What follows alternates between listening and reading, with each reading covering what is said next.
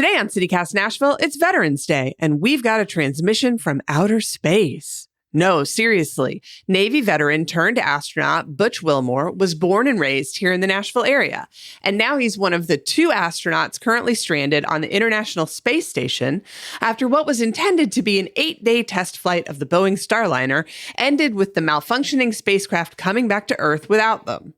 NASA estimates Butch and fellow test pilot Sonny Williams will be up there until February. And so, direct from the International Space Station, we're talking to Butch about how he feels about that and getting his thoughts on how the private space race might impact NASA's future.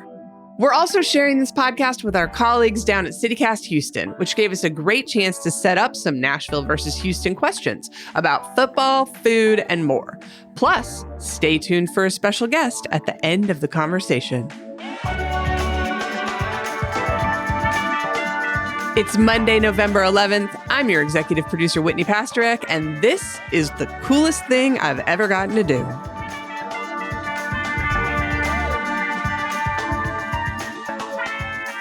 Station, this is Houston. Are you ready for the event? Ready for the event. CityCast Nashville, this is Mission Control Houston. Please call station for a voice check. Station, this is Whitney Pasterek with CityCast Nashville. How do you hear me?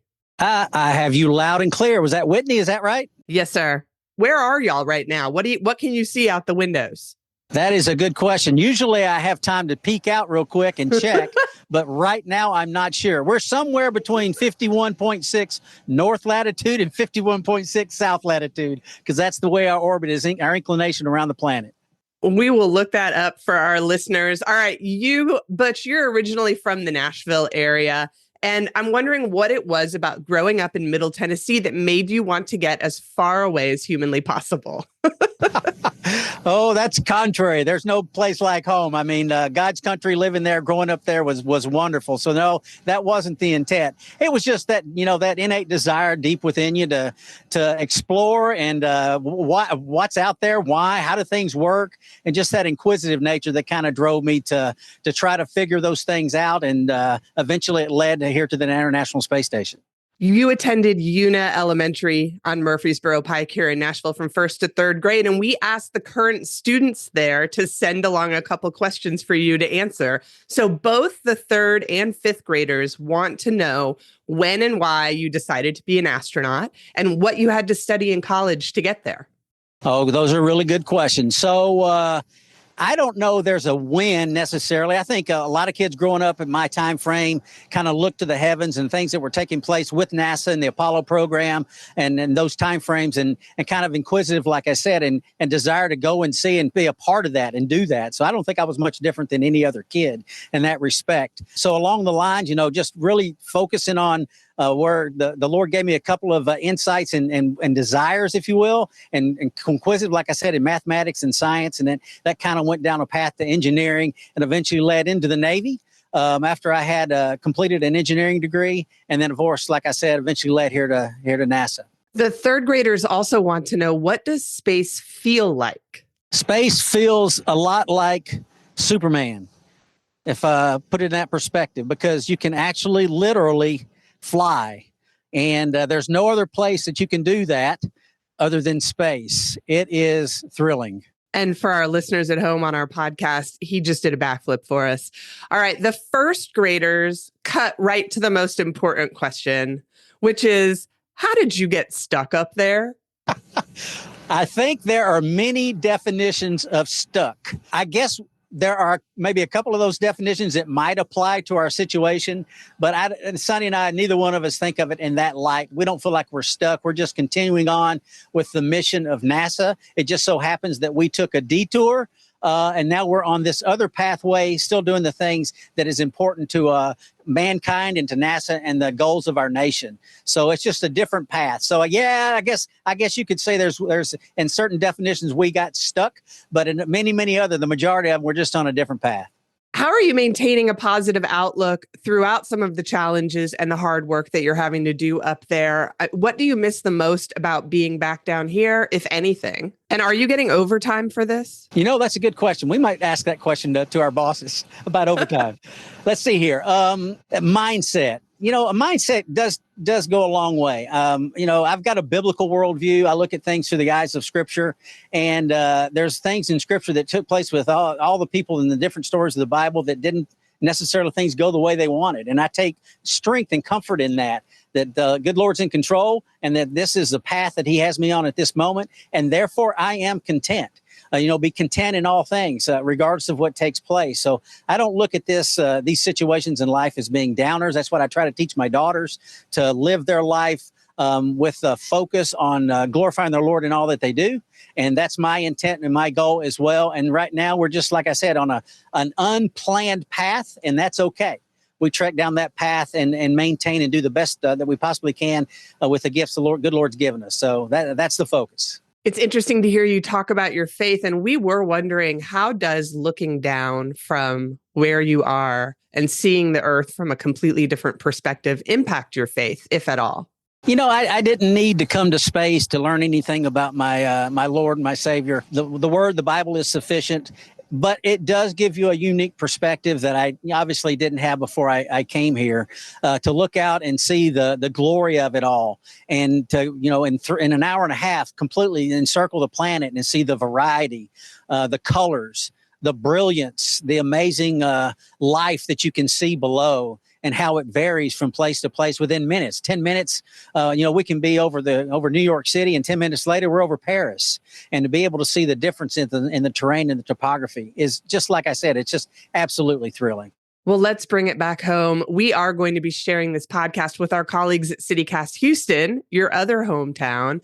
I was actually born and raised there, and so I know quite a bit about what NASA and the Johnson Space Center means to that city. What are your thoughts on the private space race and how that could impact NASA's future? Do you think we could see a shift to a fully privatized scenario where NASA is contracting? And how would a shift like that impact the Houston and Clear Lake regions where Mission Control are located? I think all those things you just mentioned are all positives, every single one of them, from workforce to jobs to the exploration mindset to go forward and learn and grow, and for the benefit of our planet within the NASA and the government sector, and also the private sector. I think we're seeing huge gains and a huge forward progress in each of those. And will it change NASA? Sure. And that's okay as we continue to evolve and go through those growing processes. I mean, NASA's changed a great deal in the last 60 years that it's been in existence, and that change will continue. But right now, it all looks wonderful. It all looks positive, and it's on an upward trajectory. And do you believe that Houston will continue to be a leader in the space industry, whether private or NASA? Oh, absolutely. No doubt about it. All the private companies are all ensconced there in Houston as well, in the Clear Lake area, and I'm sure that they'll continue to be. So, yeah, I see a bright future there as well. And obviously, I do want to ask, the spacecraft that brought you up to the International Space Station was manufactured by Boeing. Do you have any suggestions for them for next time? Sure. We got a lot of suggestions. And we'll share all of those. And they've made some great strides and wonderful positive impacts on the human space flight, and they'll continue to do so. And suggestions. I mean, that's back and forth. It's always that way, regardless of it's the same way with SpaceX and other providers, others that are coming online. So sure, you bet. I get the sense, though, that you're not too upset about having a longer stay up on that space station. No, there's no reason to be upset about anything. Content, like I said before, is kind of the buzzword, if you will. There's no reason not to be content. Certainly, there's things that could have been better, could have been done different. We know that. We're going to learn from this, and we're going to be better off in the long run. So that's the mindset.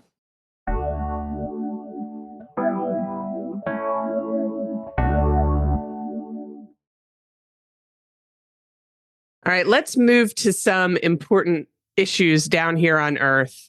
We know that you're a big SEC football guy. You played for Tennessee Tech in undergrad. Were you able to get the SEC network up there on the space station this time? I would have flown in space without the SEC network, but it certainly is nice to have when you're here. Yes, I do have it. And I do watch the ball games. I watch Tech games as well. I can't get them live yet. I'm trying. But Tennessee Tech, I've watched some of those games on recording. And, of course, Vandy is what a year they're having. I mean, just amazing to see the Vanderbilt Commodores be in the position they're in, playing Texas this week, I think it is, there in Nashville. I wish I could be there, but we'll be watching from afar for sure. Could you see the Vanderbilt goalpost make its way to the river from space? Couldn't quite see it from space, but I did see the video. It's pretty impressive. More importantly, let's talk about the rivalry between your two hometowns, both Nashville area, Mount Juliet, and Houston, Texas. Tennessee Titans or Houston Texans? I'm going to make you choose. I'm sorry, that's easy. Tennessee Titans. You're going to be welcomed like a king back here in Nashville, but I don't know that you're going to be able to set foot back in Houston. What are some of your favorite places to visit when you come back to the Nashville area to see family? I know you've still got folks who live around here. So where do y'all love to go? You know, as I think back to the places that we do go when it's there, I mean, you can't have a much better evening than going down Broadway. I think the name of the restaurant that we've eaten at a couple of times is Blanco Cocina. They're across the street from the Bridgestone Arena. You know, have a meal there, get a big old burrito and some refried beans and some rice and walk across the street and watch Predators game. I don't know that gets much better than that. And then what's the first iconic Houston meal that you're going to eat when you get back home? My wife's going to kill me for saying this. I love her cooking. But as I'm watching the SEC network, and I'm not trying to put plugs in for these different organizations, but that pimento cheese, honey, chicken, jalapeno sandwich that they're putting on TV for on the commercials, that looks pretty tasty. What would pimento cheese do? Hey, we got a visitor real quick. Oh, you might recognize Sonny Williams. Say hi to Nashville and Houston. Hello, Nashville. Hello, Houston. Butch loves peanut butter. Hello, Sonny. Thanks for joining us. I was about to ask, speaking of pimento cheese, what would that do in microgravity? It would do good. It'd be very tasty. And it's the combination of those. I don't know why, you know, your taste may change a little bit up here. And so, I don't know, it just looks very tempting with all those different flavors in that one sandwich. I'm just picturing little chunks of pimento cheese floating through the air like those carabiners next to you. Yeah, that's easy, though. You just, go fly over and just suck them out of the air. Let's do another face-off. Houston Tex-Mex or Nashville hot chicken? That's tough, but I might say Nashville. Nashville hot chicken, all the way. I'm sensing a theme here, and I'm pretty sure what your answer to this question is going to be. We're going to put you on the spot. Nashville versus Houston. In general, which one is better? I am uniquely qualified to judge if your answer is correct. Okay, let me think this one out here. There's a time in my marriage where I always referred to home as going back to mom and dad's. And my wife finally said one day, home is where you live. So with that in mind right now, there's no place like home. That's great. That was very diplomatic. And I'll let you decide which home I'm talking about. I think you've got a future in international diplomacy if this space thing doesn't work out for you, sir.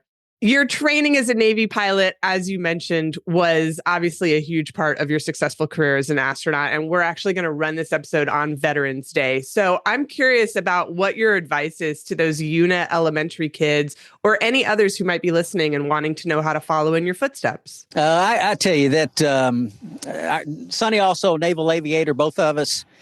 There is no better place to serve your nation than in the nation's military, whether you go Navy, Army, Air Force, or Marine, or Space Force, or Coast Guard. I think it's a great thing for anyone to serve for however long you decide to do it. I served 30 years. Sonny served 30 years before we retired, and that's just my mandatory retirement age. I probably wouldn't have retired. So I don't think there's any better way to live your life, serving your nation, however long that is, and then go on from there if you so choose to do so. I think that's a great kind of a mindset to send down and encourage the kids with. And Sonny, since you're here, where are you originally from? Forgive me for not knowing. She's not from God's country. Another version of it, I think. I was born in Ohio, but I grew up in Massachusetts. So a little bit north of the Mason-Dixon line, a very pretty place too. But I love driving through Tennessee on the way up to visit Mom. Nice save. Good save, Sonny. Thank you so much. All right. Are there any messages that we can send home, Butch, to your family, your friends, both here in Nashville and in Houston, where they might disown you upon return? Well, we hit on a couple of sports topics. So let's say go Vols. Got my orange on today. Go Vandy. Go Predators, go Titans, and go Texans. Yeah, that's what we wanted to hear. Thank you so much. Y'all, this was wonderful. I'm going to ask one more question. You know, we've had a lot of questions from the Una Elementary kids in this interview, and I want to get one last one in on behalf of my CityCast colleagues who are adults and not small children. They read a story about farts being potentially flammable on spacewalks. Can you confirm or deny? We certainly can confirm or deny, yes. Hey, I'll let you in on a little secret. You know, there's different process. I mean, you notice I've got a little bit of a puffy face, more so than normal, because of the fluid shift. Sunny doesn't have it. She's got a good vein that drains her face, and my vein's not as big as hers, I guess. There's differences in the physiology of your body that takes place, and we still don't understand it. But boy, I tell you what, the body can produce a great deal of gas, more so than normal. It doesn't matter who you are. It's across the board. So anyway, you've got the secret. The secret's out now. I'm glad we could break that news.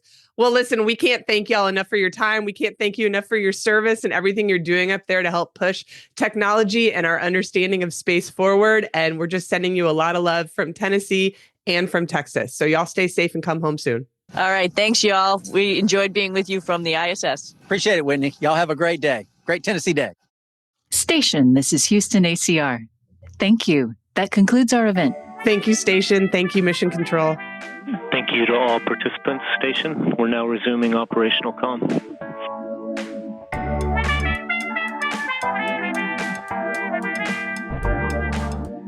That's all for today here on CityCast Nashville. Our biggest thanks to the good people at NASA and Mission Control down in Houston for making this interview possible. And if you want to see what Butch and Sunny were doing while we talked, we'll put the link to NASA's video of our conversation in the show notes.